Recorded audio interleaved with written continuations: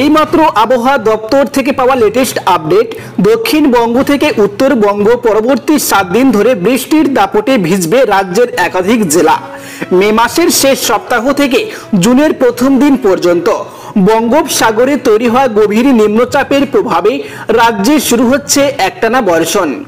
আবহাওয়া দপ্তরের তরফে ইতিমধ্যে জারি হয়েছে সতর্কতা। সপ্তাহভার কোন জেলায় কতটা বৃষ্টি?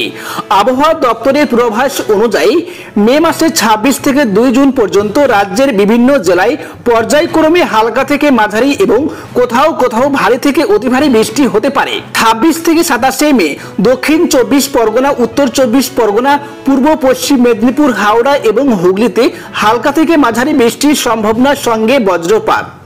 28 মে উত্তর ও দক্ষিণ 24 পরগনা এবং 2 মেদিনীপুরে ভারী বৃষ্টির পূর্বাভাস। 29 মে কলকাতা, হাওড়া, হুগলি, 2 24 পরগনা, 2 মেদিনীপুর ও ঝাড়গ্রামে 7 থেকে 11 সেন্টিমিটার পর্যন্ত বৃষ্টিপাত হতে পারে।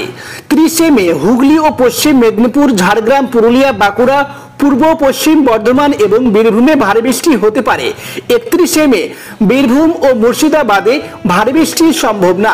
উত্তর ও দক্ষিণ দিনাজপুর এবং মালদহ বৃষ্টির পূর্বাভাস। 1 থেকে 2 জুন জলপাইগুড়ি, আলিপুরদুয়ার ও কোচবিহারে ভারী থেকে অতি ভারী বৃষ্টির আশঙ্কা। দার্জিলিং ও কালিম্পং জেলায় ইতিমধ্যেই বৃষ্টি শুরু হয়েছে এবং তা চলবে বলে জানানো হয়েছে।